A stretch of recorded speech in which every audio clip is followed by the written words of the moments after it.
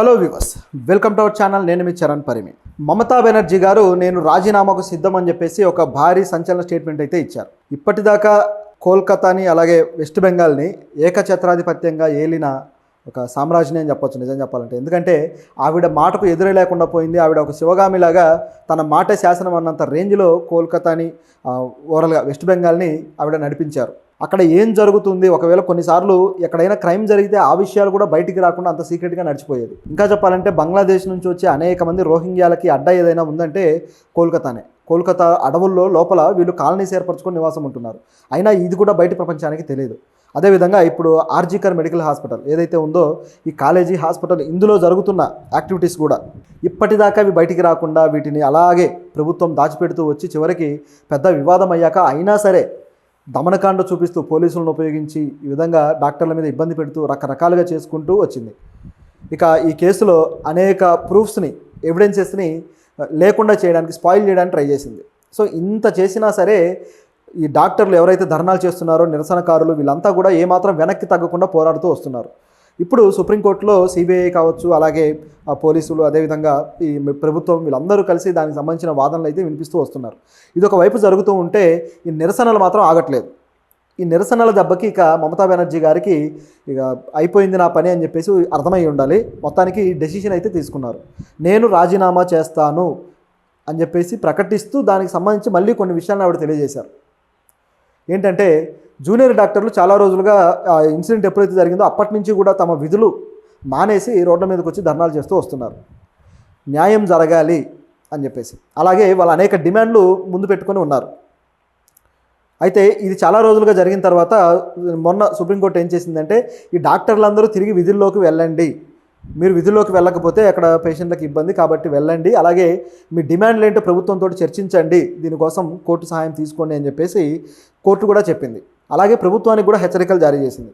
ఈ డాక్టర్ల విషయంలో మీరు ఏమాత్రం వాళ్ళకి ఒకవేళ విధుల్లోకి వచ్చిన తర్వాత శిక్షలు విధించొద్దు, ఎటువంటి పనిష్మెంట్లు ఉండొద్దు అని. ఎందుకంటే ప్రభుత్వానికి వ్యతిరేకంగా చేశారు కదా, సో వాళ్ళ మీద రివెంజ్ తీర్చుకుంటుంది మమతా బెనర్జీ ప్రభుత్వం అని కోర్టు ముందే గ్రహించింది. ఎందుకంటే మమతా బెనర్జీ గారి మెంటాలిటీ తెలిసిన ఎవరైనా సరే ఆవిడ రివెంజ్ తీర్చుకోవడానికి రెడీగా ఉంటారని అంచనా వేస్తారు. ఆవిడ మీద విమర్శలు చేసిన వాళ్ళ మీద కూడా మంత్రుల చేత తిరిగి విమర్శలు చేయించారు మమతా బెనర్జీ గారు. ఎవరైనా విమర్శలు చేస్తే వాళ్ళంతా చూస్తామని, లేకపోతే వాళ్ళని లేపేస్తామని కూడా వార్నింగ్లు ఇచ్చారు మంత్రులు. సో అంత దారుణంగా జరిగింది అక్కడ. అయితే ఎప్పుడైతే కోర్టు చెప్పిందో ఇక వాళ్ళు వస్తారు అని చెప్పేసి మమతా బెనర్జీ గారు వెయిట్ చేస్తూ గడిపారనమాట ఈ 2-3 రోజుల పాటు. అయినా సరే డాక్టర్లు ఎవరు కూడా ముందుకు రాలేదు.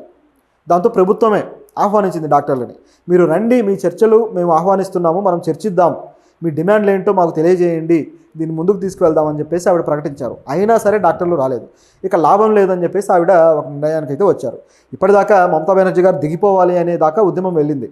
వాళ్ళు కేవలం డిమాండ్లు మాత్రమే కాదు, విద్యార్థులు, అదేవిధంగా ఇతర మానవ హక్కుల సంఘాల వాళ్ళు, వీళ్ళందరూ కలిసి ధర్నా చేస్తూ మమతా బెనర్జీ దిగిపోవాలి అని చెప్పేసి అడుగుతూ వస్తున్నారు. ఇది తీవ్ర రూపం దాలుస్తూ రావడంతో ఇక మమతా బెనర్జీ గారికి కూడా ఏం చేయాలో అర్థం కాలేదు. ఆవిడ సరే నేను ఇక రాజీనామా చేస్తాను నా పదవికి, మీరైతే డిస్కషన్కి రండి అన్నారు. మొత్తానికి డాక్టర్లు అయితే ఆ స్టేట్మెంట్ తర్వాత ఒప్పుకున్నారు. సరే మేము డిస్కషన్కి వస్తాము అని చెప్పేసి వాళ్ళు కొన్ని కండిషన్లు పెట్టారు. ఏంటంటే 30 మంది మేము వస్తాం అంటే ఒక లేఖ రాశారనమాట మమతా బెనర్జీ గారికి. ఆ లేఖలో ఏముందంటే 30 మంది డాక్టర్స్ వస్తాం మేము, అదేవిధంగా మా డిమాండ్స్ని మీరు అంగీకరించాలి, అదేవిధంగా మరికొన్ని ప్రతిపాదనలు కూడా చేశారు. సో అంటే వాళ్ళకి సంబంధించి ఏవైతే డిమాండ్స్ ఉన్నాయో ఆ సెక్యూరిటీ పర్పస్లు కావచ్చు, అలాగే ఈ కేసు విషయంలో ఎవిడెన్సెస్ని మాయం చేసినవి కావచ్చు, ఇవి కూడా వాళ్ళు మెన్షన్ చేస్తూ వచ్చారనమాట. సో ఇట్లా రకరకాలుగా వాళ్ళ డిమాండ్ అయితే ఉంది. అదేవిధంగా మమతా బెనర్జీ గారు ఏం చేశారంటే దీనికి రిప్లైగా 30 మంది అయితే కుదరదు, కేవలం 15 మంది రండి, అంటే మీటింగ్లో 15 మంది మాత్రమే హాజరవ్వాలి, సో దాంట్లో నేను ఖచ్చితంగా పాల్గొంటాను, అదేవిధంగా కనీసం ఆ మీటింగ్ పూర్తయిన తర్వాత మా డెసిషన్ చెప్పడానికి కూడా మాకు టైం ఇవ్వండి అని చెప్పేసి అడగడం జరిగింది. అయితే దీనికి లేదు, మేము ఖచ్చితంగా 30 మంది వస్తామని చెప్పేసి భీష్మించుకొని కూర్చున్నారు వాళ్ళు. చివరికి మమతా బెనర్జీ గారు మీటింగ్ టైం సాయంత్రం 5 గంటలకి మీటింగ్ టైంకి వచ్చి కూర్చొని దాదాపు 2 గంటల పాటు వెయిట్ చేశారు. అయినా సరే డాక్టర్లు ఎవరు కూడా అక్కడికి రాలేదు. దాంతో ఆవిడ చూసి ఇక సరే అని చెప్పేసి వెళ్ళిపోయారు. 2 గంటలు వెయిట్ చేసిన తర్వాత దీన్ని మొత్తానిగా ట్విట్టర్లో పెట్టారు ఆవిడ. మమతా బెనర్జీ గారు ఆ టీఎంసీ ఏదైతే ట్విట్టర్ అకౌంట్ ఉందో దాంట్లో పెట్టారు. నేను 2 గంటల పాటు వెయిట్ చేశాను, కానీ డాక్టర్లు ఎవరు దీనికి సమావేశానికి రాలేదు. నిజానికి గతంలో మోడీ గారు ఎప్పుడైనా ఇటువంటి సమావేశాలు పెట్టారా, ఈ విధంగా ఒక మెట్టు దిగి చర్చలకు ఆహ్వానం పలికారా అని చెప్పేసి మోడీ గారి మీద ఈ సందర్భంగా సెటైర్ వేశారు. టాపిక్ ఒకటైతే ఆవిడ టార్గెట్ మాత్రం మరొకటి. ఇది ఇక్కడ ఉన్న పరిస్థితి. సో ఆవిడ రైతుల ఉద్యమాల సందర్భంలో కావచ్చు, అలాగే మణిపూర్ సంఘటనలో కావచ్చు, ఏమైనా మోదీ గారు ఇట్లా వచ్చి ప్రశ్నించడము, అదేవిధంగా దీన్ని కంట్రోల్ చేయడానికి చర్యలు తీసుకుంటానని చెప్పేసి చెప్పడము, లేదా వాళ్ళతో చర్చించడం, ఇవన్నీ చేశారా అని చెప్పేసి అడిగారు. నిజానికి మోదీ గారు అయితే చేయలేదు. ఇంకా చెప్పాలంటే వాళ్ళ మీద ఖలిస్తానీ ఉద్యమకారులు అన్నాడు, నానా రకాలుగా వాళ్ళ తీవ్రవాదులను దూషించాడు, ఎన్నెన్నో చేసి చివరికి అంతా అయిపోయిన తర్వాత లాస్ట్లో క్షమాపణ చెప్పాడు. సో ఆయన మాటలు, ఆయన ఏవైతే ఆరోపణలు చేశాడో అవన్నీ కూడా అబద్ధాలే, హంబక్కే అని చెప్పేసి అర్థమైంది. దాంతోపాటు మరోవైపు చూసుకుంటే మణిపూర్ సంఘటనలో అయితే కనీసం మణిపూర్లో ఇలాంటిది ఒకటి జరుగుతుంది అని ఆయన గుర్తించినట్టుగా కూడా ఆయన బిహేవ్ చేయలేదు.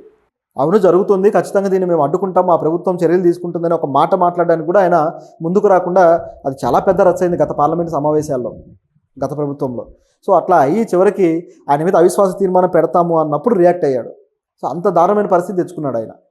సో మోదీ గారు తెలిసిందే, ప్రభుత్వానికి వ్యతిరేకంగా ఉన్న ఏ విషయానికి ఆయన రియాక్ట్ అవ్వడు. కేవలం కొన్ని ప్రభుత్వానికి ఏవైతే బెనిఫిట్గా ఉంటాయో వాటికి మాత్రం రియాక్ట్ అవుతూ వస్తుంటాడు ఆయన. ఇది ఒక యాంగిల్ అయితే, ఇక్కడ మమతా బెనర్జీ గారు కూడా అదేవిధంగా చేశారు ఇన్ని రోజులు. తర్వాత కొద్దిగా ఆవిడ స్టాండ్ మార్చుకొని కేంద్ర ప్రభుత్వాన్ని ఇబ్బంది పెట్టడానికి బిహేవ్ చేస్తూ వెళ్ళారు. అయితే ఇక్కడ ఆవిడ ఏదైతే ప్రతిపాదన ఉందో, ఈ ప్రతిపాదన విషయంలో మనకు కొన్ని డౌట్స్ ఉన్నాయి. ఒకటి వచ్చేసి ఆవిడ రాజీనామా. మమతా బెనర్జీ గారి రాజీనామా చేస్తాను అని చెప్పిన తర్వాత చర్చలకు ఆహ్వానించడం అనేది కొద్దిగా సింక్ అవ్వట్లేదు. ఆవిడ రాజీనామా చేస్తే కొత్త ముఖ్యమంత్రిని ఆ పార్టీ నుంచి ఎన్నుకోవచ్చు. ఎందుకంటే ఆల్రెడీ వాళ్ళు ప్రజలు గెలిపించిన పార్టీయే కాబట్టి మరొక ముఖ్యమంత్రిని ఆ పార్టీ నుంచి ఎన్నుకుంటే సరిపోతుంది. అప్పుడు ఆ ముఖ్యమంత్రి చర్చలకు ఆహ్వానిస్తే వాళ్ళు ఈజీగా వచ్చేవాళ్ళు. ఎందుకంటే వాళ్ళ డిమాండ్స్లో మొదటి డిమాండ్ ఆవిడ పదవి నుంచి దిగిపోవాలని. అప్పుడు చర్చలకు వచ్చేవాళ్ళు. కానీ ఆవిడ అలా చేయకుండా నేను రాజీనామా చేస్తానని స్టేట్మెంట్ ఇచ్చి ఆవిడే ఆహ్వానించారు, అంటే సీఎం హోదాలో. సో వచ్చి డిస్కషన్ జరిగితే వాళ్ళు ఈజీగా కన్విన్స్ అవుతారు, వాళ్ళని కన్విన్స్ చేయొచ్చు. ఆ తరువాత మళ్ళీ తన పదవిలో తాను కొనసాగొచ్చు అనేది ఆవిడ స్కెచ్ అయి ఉండొచ్చు. అంటే కేవలం వాళ్ళని కొద్దిగా ఆవేశం చల్లార్చడం కోసమే ఇటువంటి స్టేట్మెంట్ ఇచ్చారు. ఇది ఒక రాజకీయమైన ఎత్తుగడలా కనబడుతుంది. వీళ్ళు ఇప్పుడు రాలేదు కాబట్టి ఇప్పుడు ఈ డిమాండ్ పెద్దదవుతుంది. మమతా బెనర్జీ గారు తెలుసో తెలియకో ఒక రాంగ్ స్టెప్ పడ్డట్టే. తను ఒక టాక్టిక్ అనుకున్నారు. సో రాజీనామా చేస్తాను అంటే వాళ్ళు ఆవేశం చల్లారి వస్తారు అనుకున్నారు, కానీ రాలేదు.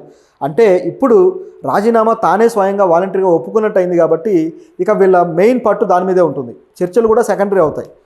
మమతా బెనర్జీ రాజీనామా చేసి కొత్త సీఎం మాకు ఆహ్వానం పలకాలి అని చెప్పేసి మొదలెడతారు. అవకాశం ఇక్కడ పుష్కలంగా ఆవిడే ఇచ్చారు వాళ్ళకి ఆ ఛాన్స్.